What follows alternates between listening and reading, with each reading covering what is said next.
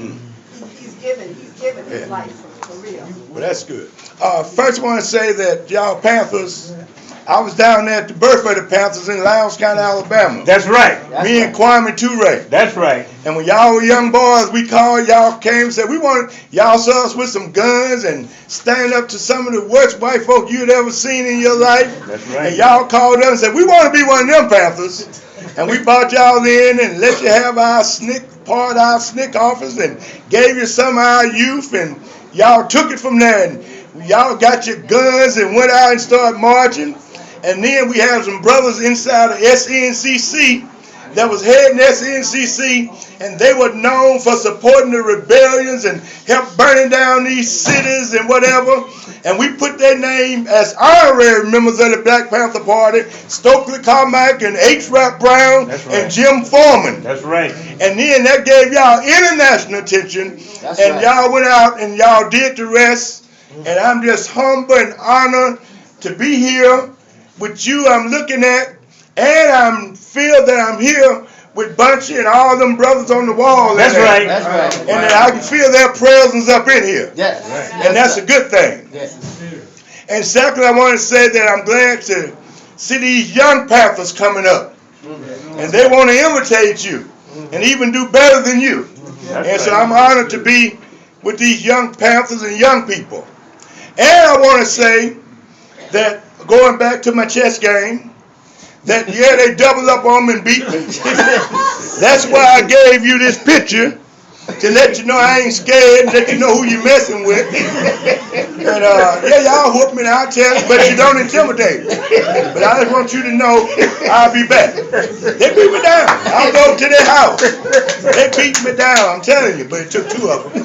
Yes. And so I'm honored to be here with y'all, and that I nowhere feel as I don't feel that I'm even deserving to be in the room with you, because you have served the people so well, especially my Native Americans, Native Africans.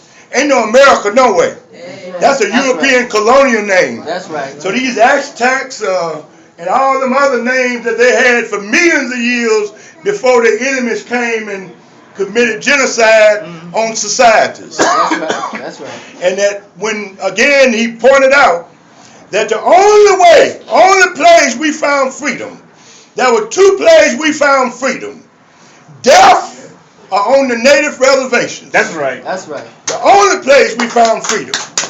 And when we went to the native reservations, we went there, whoever they was, they brought us in and loved us, married us, raised us, and even went to war. That's right. With Europeans in defense of us. That's right.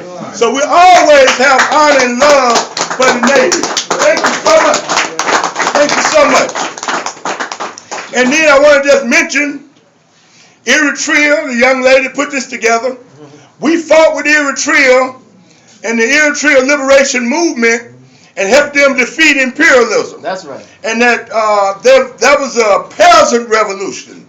And they fought from the time they picked the gun up until they totally defeated the enemy. That's right. Eritrea. That's right. And we must continue to fight it, because the United States government is waging war against Eritrea right as we talk. Right. They're planning and trying to figure out how to kill millions and millions of more Eritrean people as we talk today. That's right.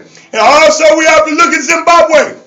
Robert Mugabe, who is taking the land back from the colonialists, imperialists, the white man, and the imperialists, and put Zimbabwe in the hands of the Africans. They have embargoes on the country, military attacks on the country, and they're trying to overturn it. They're trying to starve the people in Zimbabwe to death as we talk today. And I want you to know that they're at war, and it's our duty and job to defend Zimbabwe. Right. And once we put out a sign saying, bombs in Africa will get bombs in America. That's right. That's right. You attack our motherland, whoever you are, we will attack you. That's right. Am I right? That's right. That's right. We'll defend Africa. Yeah. With our blood, with our minds, with our organizations. Now I want to say, again, for those that don't understand, I want to make it simple. We once lived in Africa. Africa is the richest continent in the world. That's right. Full of natural resources, perfect climate, everything growing out the trees and out this climate, out the soil. Full of diamonds, gold, oil, rubber, zinc, tea, copper, pearl, cobalt, manganese, and millions of other resources.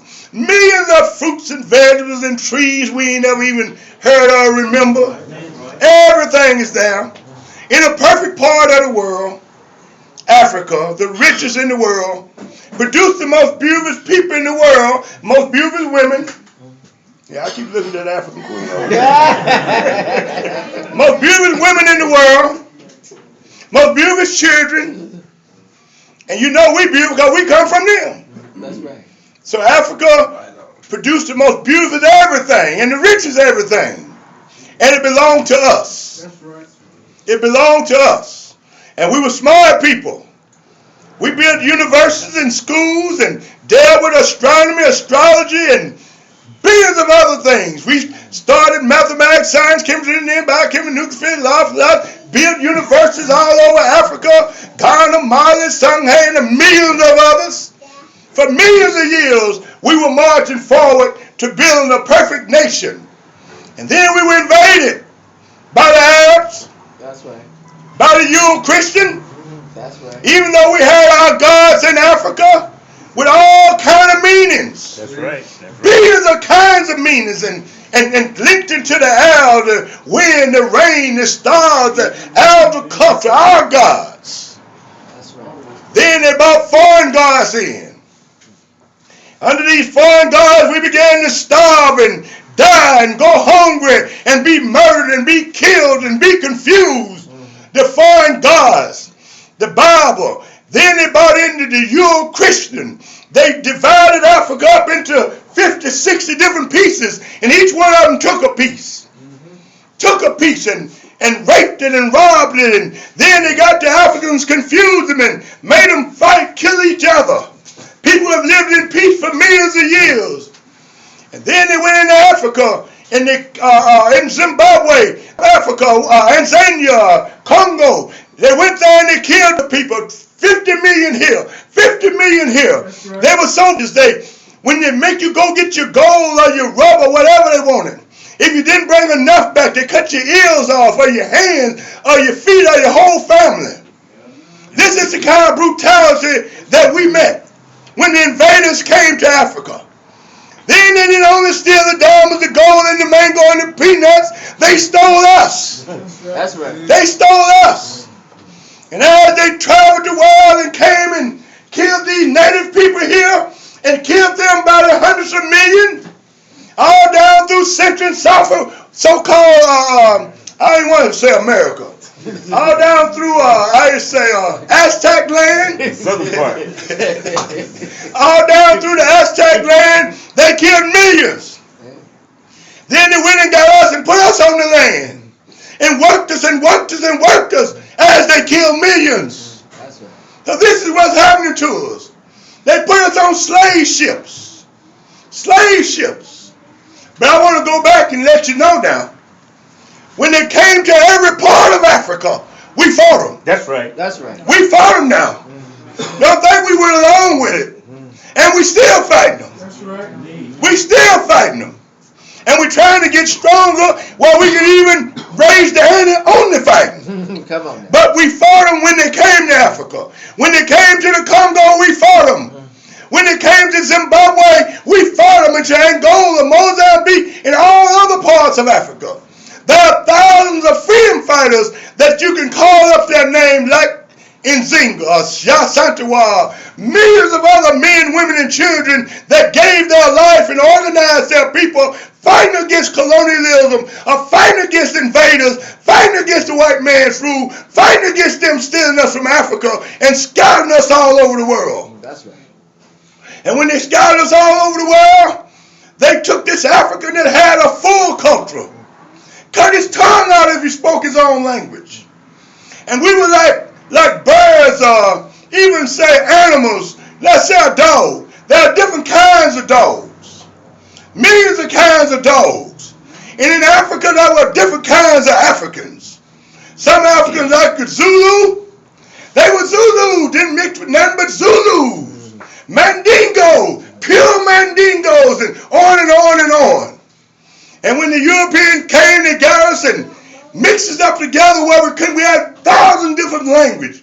They mix us up together just like you say, old dog, when you let him sex with everything and mix it up together, he asking, what are you? What kind of dog is that?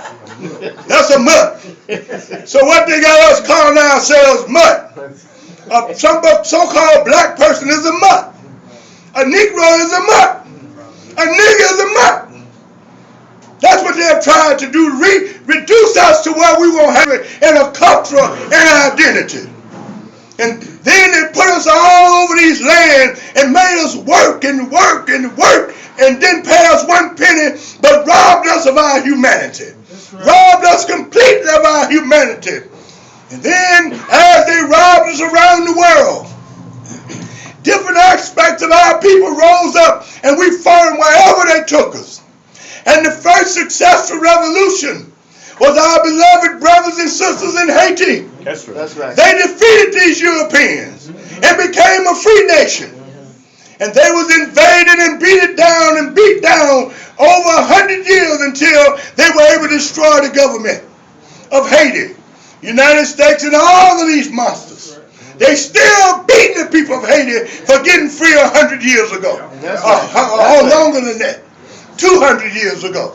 They want to make sure they make an example of Africans who fought for freedom and get freedom. That's right. That's why the Panthers are still in jail 50 years later for doing absolutely nothing but loving you. Right. Come on now. Let's look again. Scholars on slave ship. We come here with beautiful names like Nkrumah, Sekou Touré or Touré. Millions of different beautiful names. Whenever the European bought us off the slave ship, we became them. Ricks's niggas, Jones niggas, and whatever name you got today, if it ain't African, it's the name of the plantation that raped and robbed and lynched and hung your ancestors. That's right. That's why so many of us get African names, because we don't want to call the name of those and identify with the name of those that raped and robbed our grandmothers and put them in slavery. That's right. And this is why we began to rise up. In 1900, we're moving fast, they organized the Pan-Africanist movement. And this Pan-African movement, they called for the end and to stop the rape of Africa. And then they organized to say that we are Africans and they are our brothers and sisters. And Pan-Africanism. And then you had a brother named Marcus Garvey. He came and organized Africans all over the world. Because he said you don't have a nation or a home of freedom, of dignity, of respect unless you have your land. That's right. And he came to take Africa back for us and organize us to go back to Africa. He created our flag, red, black, and green. That's right. Marcus Garvey built a movement, created nurses, and just thousands of other things that it takes to build a nation with. And of course, he was attacked. He was beat down by imperialism, FBI, CIA, whatever they call themselves. They undermined our movement. They sank our ships. They went on into Africa and colonized it, continued killing millions of people, stealing our diamonds, gold, oil, rubber, seal, copper, girl, boy, manganese, everything. Continue to put our people in jails and prisons, make slaves out of them. So as Marcus Garvey movement came up, he organized and fought a good fight. And then by 1957, Ghana gained independence. 1954, Rose Parks sit down on the bus and said, hell, and while all the other people could stand up. In 1960, the students began to sit in, the freedom rides began to roll, saying we weren't going in the back door. In 1960, 18 countries in Africa picked up guns and told the white man to get out. That's right. Get out. Get out. Get out or die. And they began to fight and shoot and fight. In 1961, that was the murder of Lumumba in the Congo. That's right. In 1960, Fidel Castro in Cuba liberated Cuba. In 1964, 61, We organized the Student Nonviolent Coordinating Committee, SNCC. A bunch of young fighter kids like these here, sent them out. We get them groups of hundreds, 200 people, and we send them out all over the South, everybody to a different area, and we send them to organize a movement to fight. So at different parts in SNCC, we had 200 places that we were fighting and attacking the Europeans, the white man, or segregation of this country at one time. We were fighting on 200 or 300 fronts at any given time. SNCC, the Student Nonviolent Coordinating Committee. And then by 1961, 63, we started fighting the Democratic Party. They threw bombs at us, they assassinated us. They put bombs in the church in Birmingham and killed the 3 little children. They Orangeburg massacre, they shot thousands of bullets into the dormitory at Texas Southern. They killed children in Jackson State University in the school while they were in school. They killed Ben Brown down on Lynch Street, a student at Jackson State University in 1967. And they killed us all over this country. And in 1965, 1964, we organized the state of Mississippi and demanded the right to vote and rights in Mississippi. And by us doing that, they attacked our people. They beat Fannie Lou Hamer. They killed Charlie McParker. They murdered Maggie Evans. They murdered Cheney, Swan, and Goodman. They burnt down over 75 churches. They burnt down schools. Freedom fighters' families came up missing. They put us in their jails and prisons. They tortured us, but we were in a state of war. Right. And we exposed Mississippi. That's right. And the blood was boiling of our people seeing this happening to us. And then in 1965, we went into Lowndes County where they had just killed Viola Liuzzo, and it was a terrorist county for us. And Stokely and us went there, and we went in there to organize it. But when we went into Lowndes County, we used nonviolent tactics. When we went into Lowndes County, we said we weren't going to be nonviolent no more. If the white man put their hands on us, we were going to shoot their butt. That's right. And we went and got us some carbine M1s, some shotguns, and we went into Lowndes County, and we said, damn the Democratic Party, damn the Republican Party, right. And we organized our own party, the Lowndes County Freedom Organization. Right. And we chose a Black Panther for our symbol. Right. And we became known as the Black Panther Party. And we confronted white people when they come to shoot at us, we confronted them with our guns. We shot back. And we didn't miss a whole lot neither. Did you know that? We were shooting straight. But we had war. Then it's why, early on, shortly after that, that man that integrated the University of Mississippi, James Meriden, he went and said that we forced them to pass the civil rights, with no civil in it, of course, and the voters' rights. Didn't have a damn thing to vote for. But we had so much fear that James Meriden decided to walk through Mississippi and tell the people, have no fear. Register to vote, because they had been bombing us and killing us and assassinating us. And when they started bombing and assassinating us, after that they passed the Civil Rights Bill.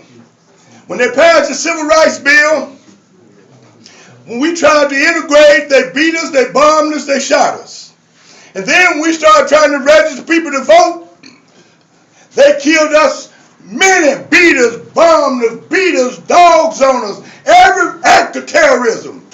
But in Lowndes County, we picked the gun up, and every time they try to use terrorism, we shot back. That's right. When they come down and shoot in our house and do drive-bys, we would be waiting on them, and we would shoot back. And we became known as the Black Panther Party.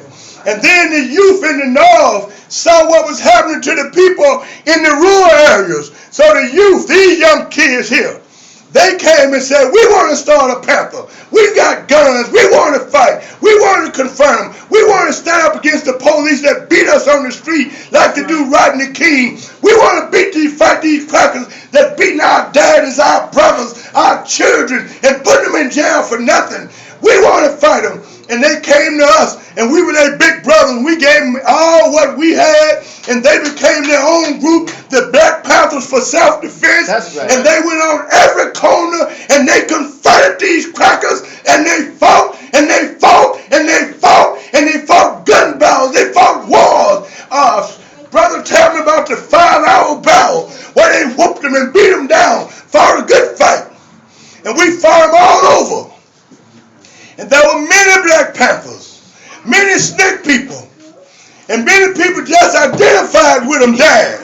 In 1967, when the rebellion started, the government shot down over 10,000 African people. 10,000. And when they killed Martin Luther King, the week they killed Martin Luther King, they killed thousands of us in the streets when we were rebellion. They had orders to shoot to kill.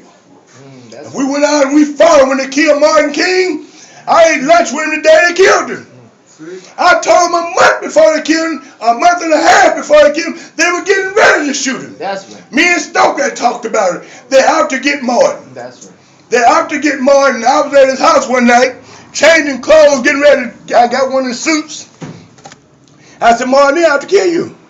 He said, who is that? I said, I don't know, they're out to kill you. Oh, the FBI, I don't know, but they're out to get you, because Stokely said it to me.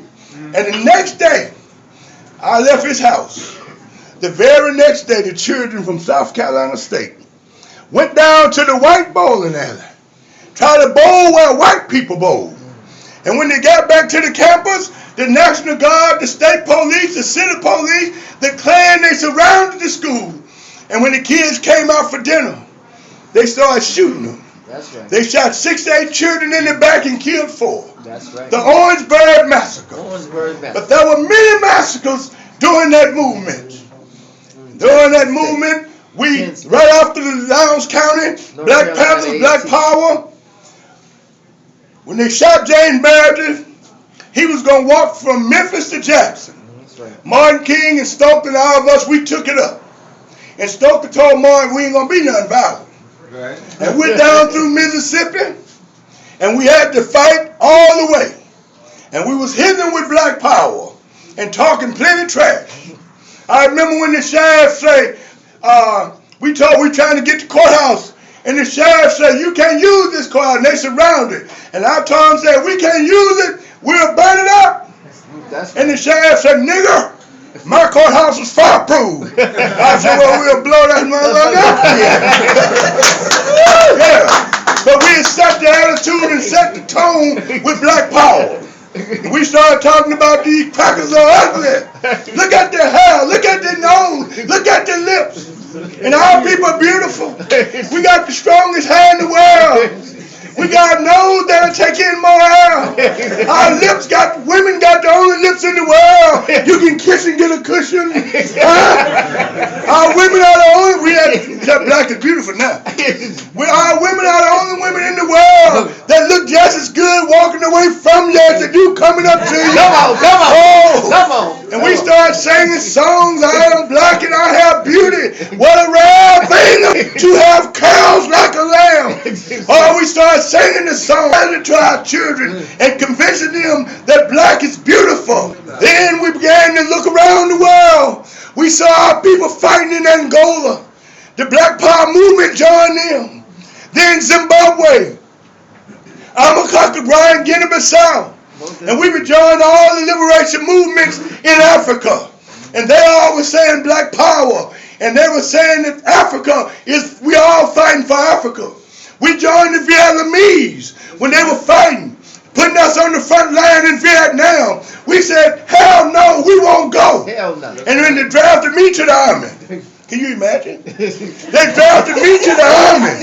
I went to the draft board and told them, if y'all white folks give me a gun, I'm shooting white people. They wouldn't let me know. And I left the draft board. They put me out the draft board. And I went over to Knoxville College where they had taken me on the bus and talked to the students and told them about Black Power, Black Unity. And then I left. And that night when got back to town, I heard that the students that I've been talking to at Knoxville College called the white man on the campus, attacked the driver, something, beat him to death, stalked him to death, and they were saying black power. And I told him, yes, I'm proud of you. Then we joined our people, and we began this stroke that went back to Africa. Went and joined Sekou Touré and Kwame Nkrumah. And they said we need ideology, we need to get our minds back. Yes, that's right. We need to start thinking like African people. So we started talking about Pan-Africanism. Nkrumah became a spokesman and an example for the movement, the unity of Africa. Kwame Sekou Touré, a great Pan-Africanist. Malcolm X, murdered in 65. He began to speak from the grave stronger than the people that was living. And Malcolm's philosophy began to guide us. That's right. Began to guide us. And we began to reach out to revolutionaries all over the world. Che Guevara became a hero to the Black Panther Party. That's right. The Black Panthers walked around with a book called the Little Red Book, learning revolutionary theories, anti-America, anti-imperialism, becoming warriors. And the Black Panther Party became dangerous. You know what made them more dangerous to this government? Because the Black Panthers, they were fighting the same police that the gangs were being beat up and whooped by and jailed by. And the Black Panther was going at the police. So the gangs, the warlords and the others, they admired the Panthers. And they were saying, black power.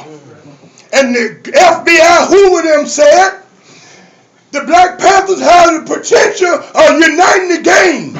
If they unite the gangs, there would be an army, a black army, a youth army inside the United States. That's right. That's when they began to go to the Panthers' house and shoot them up. Murder Fred Hampton in the bed. That's right. And the 5-hour battle that you tell it so well, here in California, all the battles that you waged, you weren't attacked by the United States government. And when Martin Luther King, after SNCC, led him and pushed him and educated him and forced him to take strong stands, we even taught him and made him take a stand against the war in Vietnam. That's right. And we united with all the anti-American people. And Martin Luther King came and said, the United States is the greatest terrorist nation in the world. That's right. It's the greatest perpetrator of violence in the world. And the United States government say he began to sound like Malcolm. He began to sound like Marcus Garvey. And they said we can't afford to have another Messiah like Garvey that can appeal to the people around the world. So when he made his speech on April 4th, 1967, why I opposed imperialism, why I opposed the war in Vietnam, and condemned America. Teach, bro. The United States government made a decision that they would kill him on the next April 4th.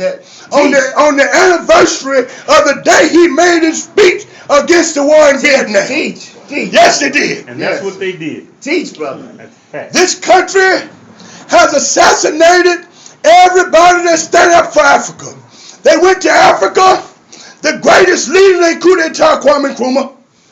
They murdered Lumumba, Madiba Keita, and hundreds of other African leaders, and then put these Uncle Toms in position. They beat back leaders like the Panthers and brought all these old punk politicians up to read script from the white man. Come on now. All these old punk preachers reading script from the white man. Telling you you're going to be all right when you die. Just give me a donation before you go. And the people that loved our people, who didn't want nothing but freedom and was willing to give their life and give everything they got, they pushed us out, jailed us, killed us, murdered us, and then did everything they could to starve us to death. All the people that was in SNCC and around the Panthers and around Martin Luther King, they play with Martin Luther King, but all the people around them, half of them hungry. Come on, man. Half of them can't afford a light bill, gas bill, water bill. Some can feed the children, can't feed themselves. I just had one that died in Philadelphia, a soldier. Didn't even have couldn't even hardly get him a casket. Just give it whatever you got. You got a box. His parents thought he was crazy because he's a freedom fighter and Poe. And then when the Cuban government sent ambassadors to his funeral in Libya and Zimbabwe and about 4 other governments honoring him, they said, well, who is this man in this coffin? Sometimes our own families don't know us. That's right. That's right. That's right. So now, the Democrats are the ones that threw the hand grenades and the bombs and did the terrorism and assassinated Martin Luther King and assassinated the Panthers. Oh, they some slick ones. Yes, sir. And then they brought these Uncle Toms up.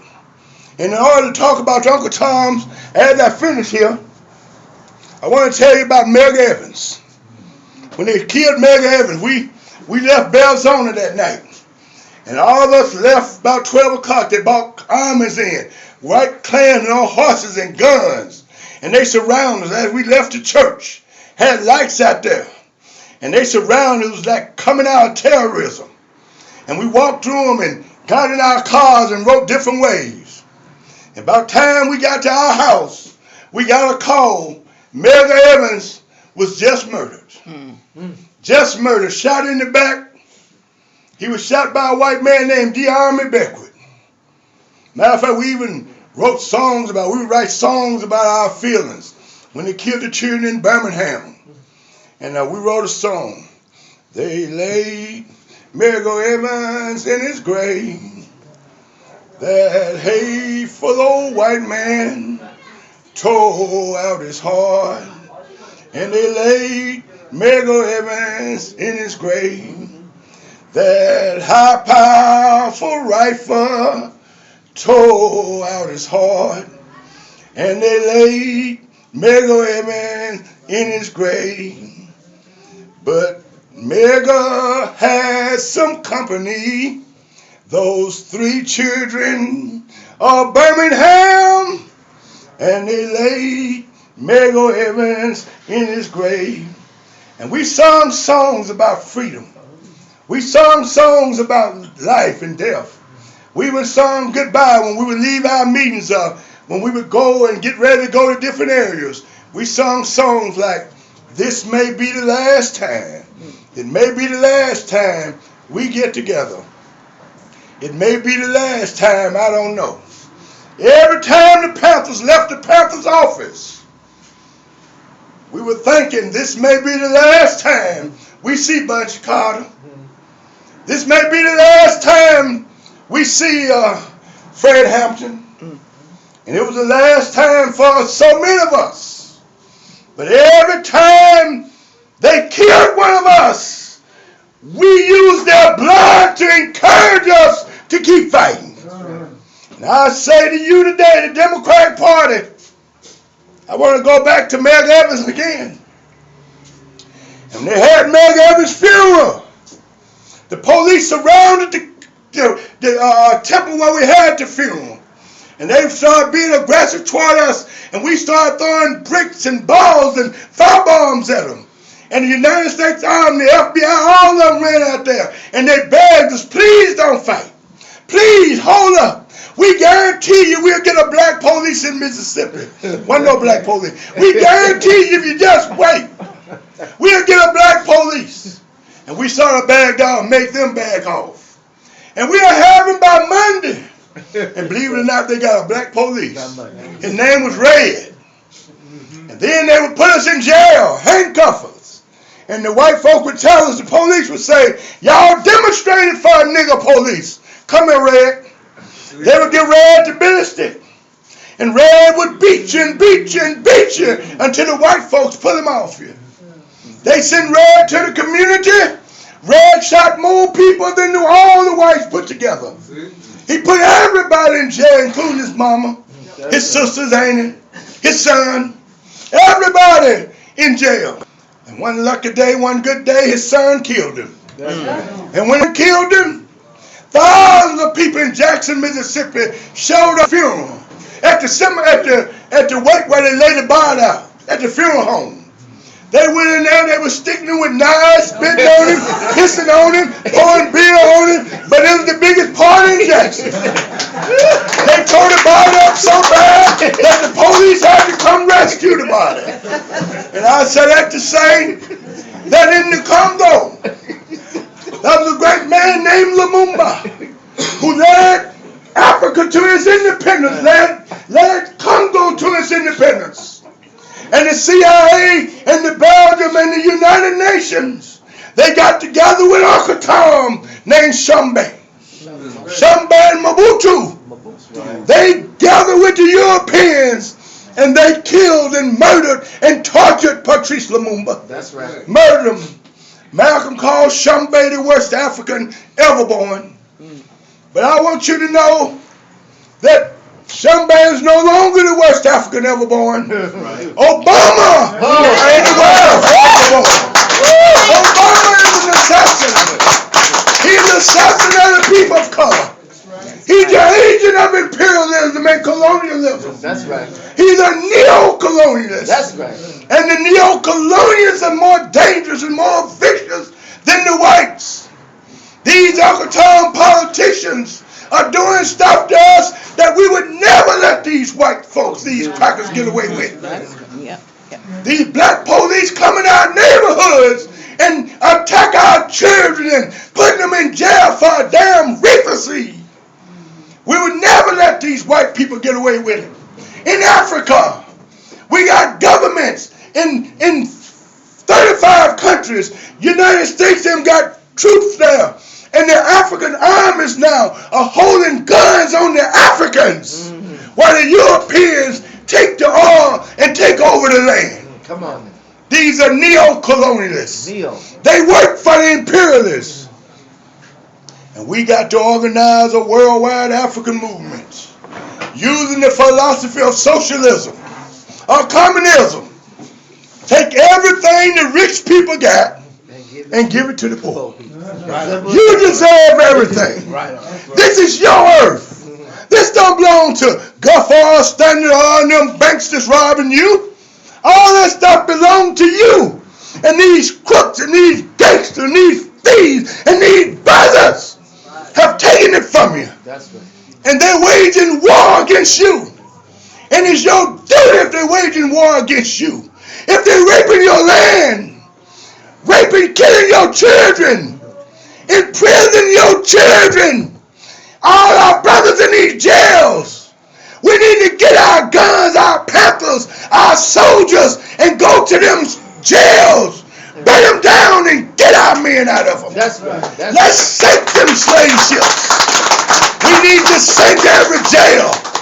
We need to sink every jail. We need to, in Africa, the people rise up against those punk governments and wipe them out. And then we unite Africa and use Africa to make us rich, like China used China to make the Chinese strong and rich and powerful. We must use Africa the same way. That's right. And you're the soldiers. You're the ones that have paved the way. And now youth, come get under these people. See what they're thinking. Learn their experience. Listen to the youth and see what they're talking. Let's integrate this. And we reward you with this revolution and send you out to fight. We want you to be well armed, ideologically, historically. That's right. Our greatest weapon is our history. That's right. That's what they need. I want to tell you something else I've been doing. Every time I hear of a young man getting killed by gangs in the South, I go to their funeral. I was just at a funeral of the Bloods. I was in there preaching at the funeral, talking to them. All of them, Black Power, Black Power, Africa must be free. And I use that to educate them, because now you got an audience that's sitting there. Gang members sitting still for a minute. Now I go there and preach and have them all Black Power and Africa must be free. And talk to them about their history and their culture. And we should start using all these funerals as political statement funerals and funeral and places to teach our children their history and about revolution. Come on now. Because these old punk preachers stand up there and talk that dumb stuff, whatever they tell them. Probably make them shake in the grave. Oh, mama, why you got this? You know what I'm saying? I'll go there and preach. This is the truth. I could see while I was preaching a little boy's funeral the other day, I looked like I could see his hand ball up in the coffin. In the coffin. Huh? That's right. Yeah. That's right. Yeah. You understand? So I say to you, we got to respect our women. That's right. All y'all men got to claim all these children. All of them yours. All of them. Surround yourself with children. Y'all start bringing some young people to these meetings with you. That's if right. you have to pay them to come with you. That's right. Bring them with you. And let them meet the people that have died and fought and have courage and faced bullets and bombs and jails. And it didn't matter. That's right. And they feel good behind it. Feel good. And these are the kind of people you're trying to be. But we need to bring our youth and introduce them. Take these old folks to schools and let them tell their stories. You go to the schools and talk to the children. Go on the corners and talk to them. Every morning I go and get a cup of coffee. I be so broke, I ain't got nothing. They give me the coffee at my corner gas station. They give it to me. And then they done put my picture up in the gas station. I drink my coffee and just stand there. Everybody come there. Revolution, revolution, revolution. And now everybody come to the gas station. They be revolution, revolution. And then I tell them about Africa and tell them different stories and whatever. And now they coming and tell me stories. I used to talk to a brother. He's looking at me funny. I'm saying Africa, Africa. And now he come up to me and start telling me about the Moors and the history of Africa. And now they teaching me. So we got to bring it out of our people. Everywhere we use, everywhere we see our people, we got to turn it to the school. Even if you pass somebody, just say Black Panther, Black Power, we Africans, Africa's our home. Every situation, we got to go at it. And finally, I want to say, there's a club in my neighborhood. It's a club in the hood, known for little fights and drugs or whatever they say they do. I said, I take this one. I go in there every night, and just like I'm in here, preach revolution, and all the brothers in there. Brother Africa. And then we read the word, somebody said, what about nigga? I go in there, Africa, Africa, Africa, Africa, Africa, Africa. And now everybody in there, Brother Africa, Brother Africa. I call everybody in there, Brother Africa. I call the women African queens. African queens, African queens. And that's how you defeat the other negative words and whatever. I got everybody in there talking about Africa, and I tell them a story about Africa every night, introduce them to Cabral, Malcolm, or something in the revolution. But I go up in there every day and talk. The other day I was laying in bed with my wife, feeling her pretty legs, and I said, oh man, the legs sure feel good. Then I thought about it. Them brothers up there at the store need me. So see you, baby. I went up in there, Black Power, Black Power, Black Power. So it's time for us to get to work. We're under attack. They're shooting our children down. They got armies, militias, American government, FBI, CIA, every police department, militias all over the world, all over, fighting and killing us. Raping, robbing, murdering Africa. We got two governments in Africa standing strong right now, Eritrea and Zimbabwe. We got to defend them. That's right. We got to defend Cuba and Hugo Chavez government in Venezuela and all those governments in South America. Anybody that's standing up against them, any little Panthers that's trying to come, we got to support them and help them. Anybody that's fighting, we got to join them. And since 1966, anybody that the United States talk bad about, I try to find them. Anybody that's fighting and shooting at you, anybody that's fighting and shooting at the United States, anywhere in the world fighting, we find them, join them, support them, and help them. That's right. And help them. That's right. Okay, we need to join everybody that's fighting against the United States, snakes, whatever y'all call it, because it's the enemy of humankind. And until we stop them in our best way, and the greatest contribution we can make to bringing this monster down is us taking over Africa. That's ours. That's ours. And Africans were supposed to feed us, clothe us, and guide us. Nothing else. That's right. Until we take Africa, we'll never be free. That's right. That's right. Everybody hold your fists up. Yeah. Black power! Black power! Black power! Black power! Africa must be free! Africa must be free! Africa must be free! Africa must be free! Hold on. You gotta say it like you mean it. That's right. Let's do it again.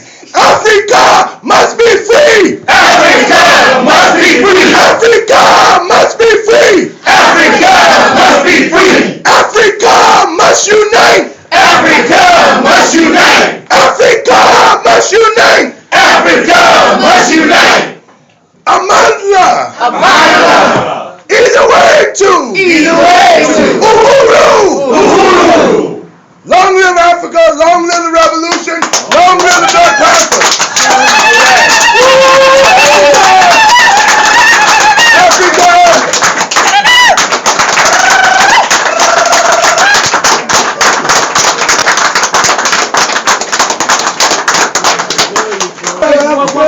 One other thing real quick. I just want to say to everybody in here, and this is important, so if everybody can listen for 1